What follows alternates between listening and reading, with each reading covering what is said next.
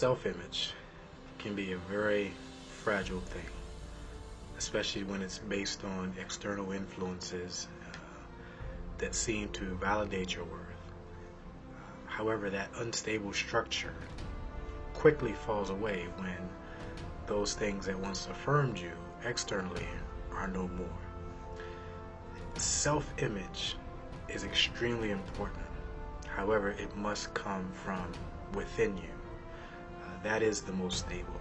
That is the most eternal part of you.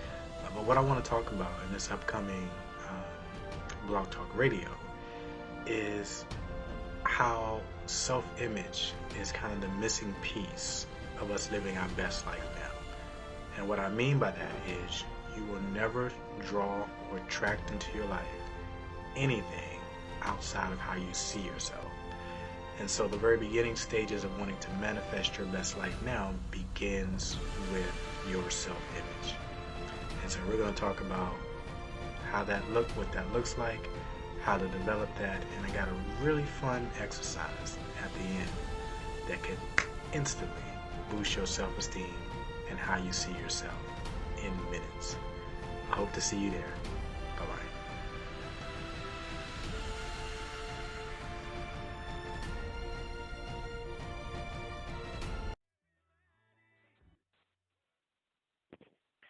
Welcome. I am James Valentine, spiritual life coach, teacher, and healer, and I want to welcome you to this first episode of Awakening to Love. I want to talk about, we just do this in a very informal way. I want to talk about self-image. And beginning to talk about what self-image is and the importance of it, let me begin by talking about what self-image is not. I've learned over probably the last year or so, just really kind of glaring, kind of right in my face kind of thing, that there are many who attribute feeling good about themselves, feeling successful with external factors. And external factors are based on how society, our family, or our friends respond to us. In other words, if I feel like I'm attractive or above average attractive-wise, that makes me feel good. That's a feel-good feeling for some people. If I have a degree of intelligence, if I have the toys or the things that I have acquired, the things that that society relates to having a good life or having made it, then I say I'm doing good, or I say, I feel good about myself. The trap in that is everything is in a state of transition. Everything is transient. What was here today is gone tomorrow. What's gone today will show up tomorrow. So when we begin to base our self-image and how we feel about ourselves based on external factors, what happens when they are no more? What happens when the house begins to break down, or the car breaks down, or the person who said that they loved you today is off with someone else tomorrow? Self-image was not meant to be so shaky. It was not meant to be so unstable. And the things that we place our identity in are often very unstable things. And so when they are no more, in some sense we are no more, and we dive into things like depression and anxiety and fear, when just days, months, years earlier we felt good about ourselves. It would seem to suggest that there has to be something that I can base my identity in that's rooted within me and that's outside of me, because that part that's within you is the most stable part. That is the most everlasting, eternal part of you. And that is the true essence of who you are. And I relate that to love, spirit, source. And because we often, part of us, where you could never be worthless, or you could never be without value, you can never be without esteem. Because we don't often connect with that part of us, we are at the mercy of life. We are at the mercy of the transition of life, being good one day, what we call bad the next, and so forth. And so our self-image fluctuates in that way. You know, why don't they love me anymore? That they said that they were going to be with me forever, or you know, the house again that we might have acquired, we now have lost our job, and now we're trying to figure out how we're going to pay that and how we're going to provide for the kids, and you know, those types of things challenge us. Those types of things cause us to not feel good, to question ourselves. You know, am I doing enough? Am I being a good person, a good mother, a good friend, a good loved one? And again, all those things are rooted in outside external factors. Even when we consider how we identify ourselves, as someone introduces themselves to us and us to them, we start off with what we do. You know, well, who is James? Well, James is a spiritual teacher, da da da. And the truth is, that's what I do. You know, even as a minister, people are very quick to condemn ministers who don't line up with what they teach or preach, because they associate what they do with their identity. And whether you are a carpenter, whether you are some other type of businessman or businesswoman, your identity is not what you do. What you do is what you do. And being able to put some space between who I am and what I do begins to open our awareness up to the idea that, you know, I'm not my past. I'm not what has happened to me. I'm not my current state. I am, you know, I'm not my successes and I'm not my failures. I am in the background of it all. I am the silence. I am just that divine essence that colors the background of those experiences. I am aware. I am the observer of those experiences, but I am not those experiences. And so I want to talk about the true essence of self-image, and even more so how it relates to, I know I went kind of deep there with that, but I want to talk about self-image and how it relates to attracting what we want to attract in our lives. And I will say this, and I want to be very clear about this. You will never attract into your life the things that you desire and the things you want that are not proportionate to your self-image. In other words, how you will attract who you are, if I can say it like that. And so as it relates to the law of attraction, there are people, and the way law of attraction works is whatever your predominant thoughts are, that's what you're going to be attracting into your life, whether good or whether you call it bad. And the kind of the wrench in that mechanism is that we're not really aware of our thoughts, or at least our predominant thoughts. We think our predominant thoughts are the thoughts that we're conscious of. But there's a whole underworld underlaying your conscious thoughts, and those are subconscious thoughts, or below the level of consciousness thoughts. And those are the thoughts that we need to be aware of, because those are the thoughts that generate the feelings that begins to draw what it is that shows up into your life. In other words, I can say all day long, I have a new house, I have a new relationship, I have this and I have that. But if your subconscious thoughts are saying, I don't deserve this, or I'm not good enough for this, and really you can almost kind of get a glimpse of your subconscious thoughts by your self-talk. You know, if you're calling yourself fat, or, you know, you're not attractive, or you're trying to make it, and those types of things, if that's your self-talk, or even the talk that you express to other people, that there is giving you a clue as to how you really see yourself. And one of the key things that I see as well that I've seen as well over this past year is victim. People who have not been able to detach from what has happened to them, who have not been able to detach from their story. In other words, they have their identity so wrapped up in their story that it's hard to really see themselves for who they are. It really is hard. They will even say, hey, I know that I'm the divine essence. I know I'm love. I know that God and I are one.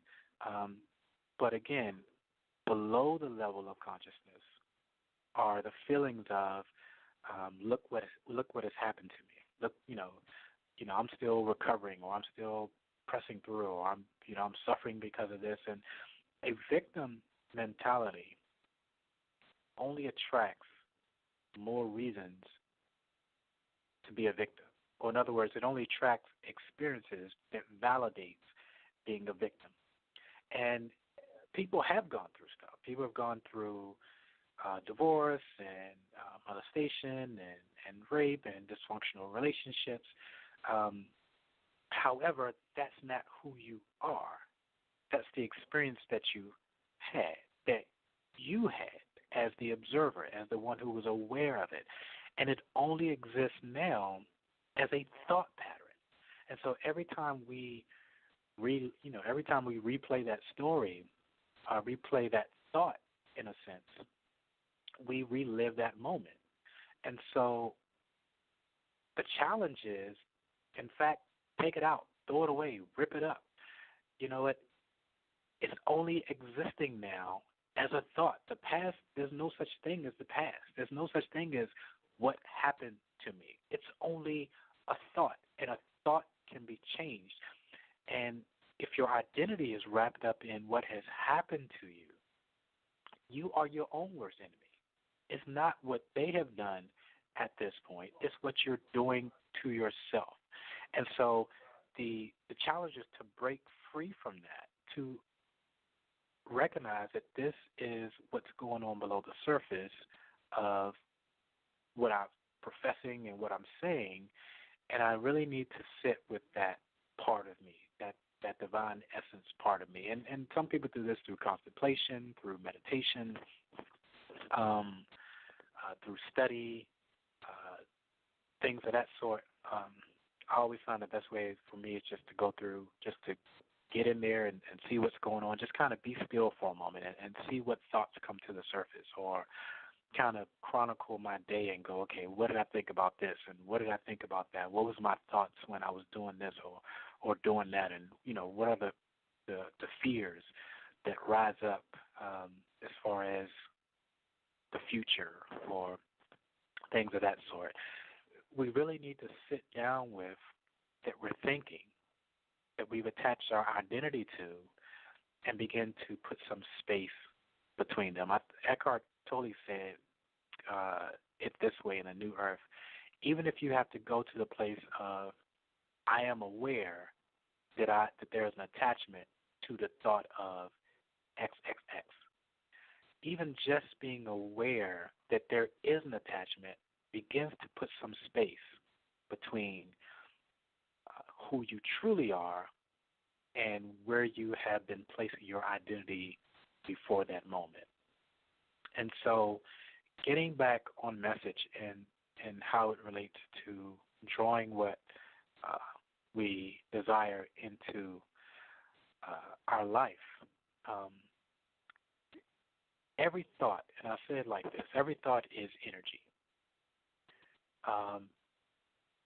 And it begins to, and the eventual outcome is to take physical form.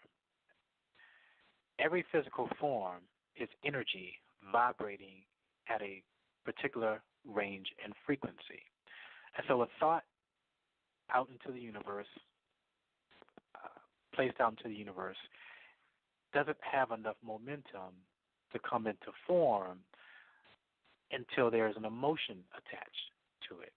And so there's a thought, and then there's the emotion or energy in motion, and now the momentum is moving forward to move it into physical existence.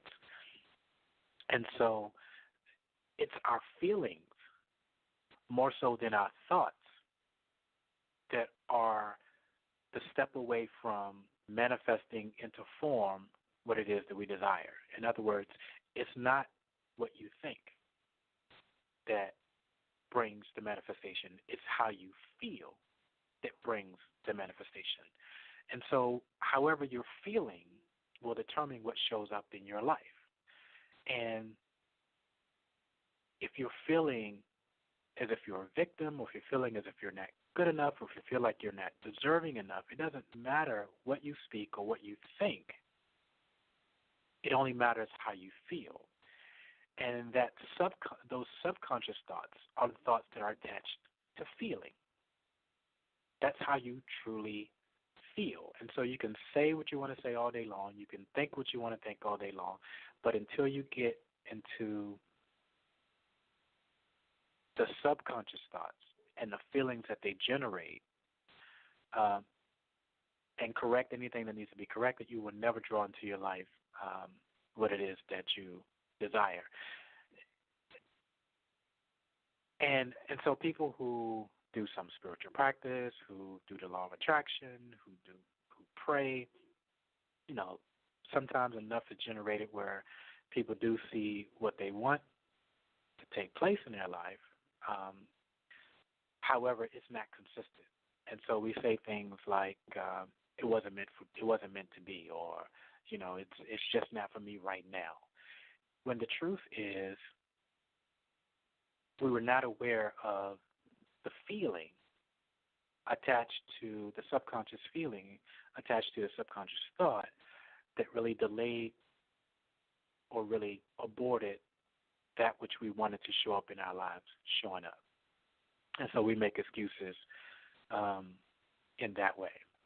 There are 3 forms of resistance. And we'll talk about those in my master class. And self-image is one of them. We inherently resist anything that contradicts how we see ourselves. In other words, you will only achieve what it is you want in accordance to how you see yourself, because how you see yourself is the critical factor in determining what you feel you deserve. So, over the course of this year, I'll talk about things like manifesting your destiny and spiritual healing and divine relationships. But before I can even get into those topics, we have to begin with how you see yourself, because how you see yourself determines what you feel you deserve, and what you feel you deserve determines what shows up in your life. If what you desire to have contradicts how you see yourself, then what is developing inside the matrix of the unseen will potentially become stillborn, never passing through the wound of the unseen into the seen. Or it will arrive with great celebration. The guy shows up, the mortgage person says, the bank says you got the loan, the money comes through, but eventually you will just self-sabotage it. And the best explanation for that, I can't remember where I heard it from, is when what we have wanted and what we desire begins to show up, actually shows up in our lives, whether it's somebody winning the lottery, or whether it's that relationship that you've been longing for. If we don't feel that we deserve it, if we subconsciously don't feel that we deserve it, we will self-sabotage it. And the reason we will self-sabotage it is because it's bringing a measure of energy into our lives that is not consistent with who we are. And so the self-sabotaging part is just, I need to release this. I need to release this because this isn't consistent with who I am. This isn't consistent with how I see myself. I may feel good in the moment. I may feel like I really deserve this, but those subconscious thoughts will always betray us, will always give us away. And so I go into the mode of I need to release this energy because I'm not used to this amount of energy being in my life. And though it's a feel-good type of energy, I need to release it. And you see this with lottery winners. People who are not used to having that amount of energy into their life, become bankrupt. I think it's like in the 80s or the 90%, end up going bankrupt because they're not used to having that much energy, because they're not vibrating at that level of frequency. And so building up your self-image to a place where it's consistent with what you desire is the key. And so that's about feeling good on purpose. That's about going within and checking out their inner workings of the subconscious and what thoughts am I thinking and how am I viewing life and how do I see what's possible for me and, what am I feeling and where am I feeling it at and, what is my level of self-esteem, my level of self-worth, and what is my self-talk inside my head and how am I self-talking to others, because you should never be condemning yourself as being too fat. Who said that you were too fat? Who said that you were not attractive? Who said that you were not good enough? It's only because you're comparing yourself to some external factor. Now, remove the external factor, and where then is I'm too fat or I'm unattractive? It's only because we're comparing ourselves to something outside of ourselves that we fall into this self-condemning mindset or this self-condemning pattern.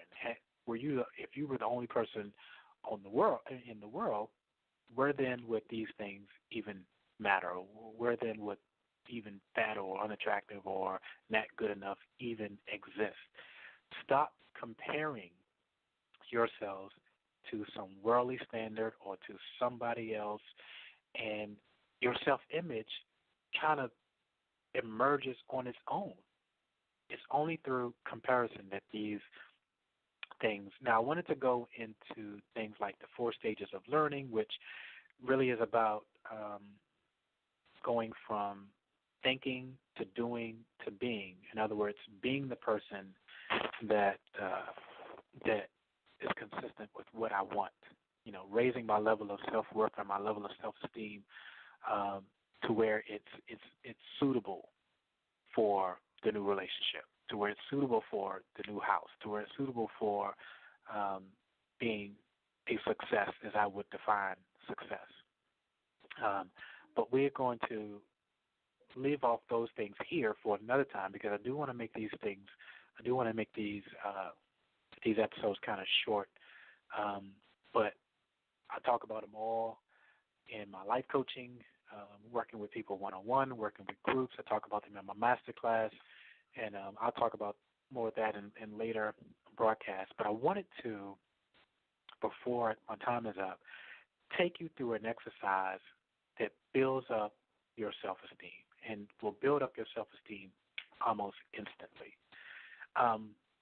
Imagine, if you will, that a reporter from your city or your state newspaper is coming to interview you, wants to know all about your life, what your accomplishments are, what your successes are, and now as you prepare for this reporter to come and sit with you and go over these things, you want to, you're just sitting at a table, pen out, paper out, and you're leaning over the paper just chronicling all your successes from when you were a little child and, you were bringing home paintings and color, when you were coloring and you brought home class projects to your parents for them to see. Maybe you were in Boy Scouts or Girl Scouts, and you got the badges that came along with that, and maybe you were the fastest runner in school, or maybe you were the best dresser, or maybe, you were just really good at a particular subject, or you were good at all through school.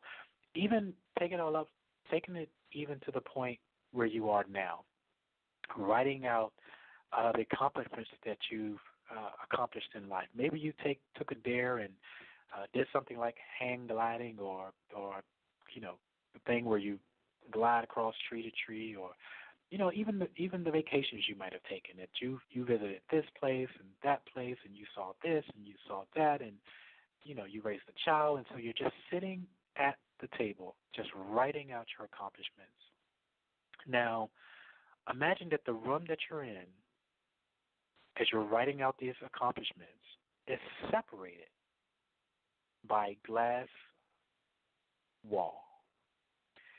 And imagine now that your spirit essence, as you're leaning over the paper and you're contemplating and thinking of more things to write down, your spirit essence leaves your body and goes over to, floats away into the other side of the room, and now you're just watching yourself write out your accomplishments. Now imagine, if you will, someone who really loves you, someone who really values you. It could be a parent. It could be, I often do this exercise imagining my child. It could be your child. It could be a good friend, or it could be a spouse. Imagine standing beside you is someone who just greatly admires you, greatly loves you, and you're standing there both together. And imagine, if you will, your spirit essence merges with the person who values you and who loves you, and now you're watching yourself with all the love and all the admiration and all the feel-good feelings of, the person who values you and who loves you. Just watching with great admiration, just watching with great love, you write out your accomplishments at that table, just welling up with love for you. And now, imagine your spirit essence leaving the body of this person, floating back over to where you're writing out your accomplishments. Floating back over to where you're writing out your accomplishments. And now, feel the feeling of this person that they had towards you, watching you, admiring you, loving you, just happy that they're a part of your life, happy that you're in their life, and feel the feelings that you felt while you were in their body as they look at you. This is a powerful NLP practice. I hope I did it some justice. You might need to replay it if you don't feel the feeling of it, but just if it hits you, just feel the feeling of all the admiration that they have for you. Even just be aware that they are watching you and how they're feeling as they watch you. And take the form of this person with a high degree of self-esteem and self-worth as you imagine the feeling of the person who greatly admires you and greatly loves you. This is James Valentine, Awakening to Love, and I thank you very much for being a part of this. Bye-bye. The New York Times, Rolling Stone, and critics everywhere are all raving about Annihilation. It's not destroying, it's making something new. It's a mind-blowing experience, and now it's certified fresh on Rotten Tomatoes. Annihilation, rated R, now playing. The New York Times, Rolling Stone, and critics everywhere are all raving about Annihilation. It's not destroying, it's making something new. It's a mind-blowing experience, and now it's certified fresh on Rotten Tomatoes. Annihilation, rated R, now playing.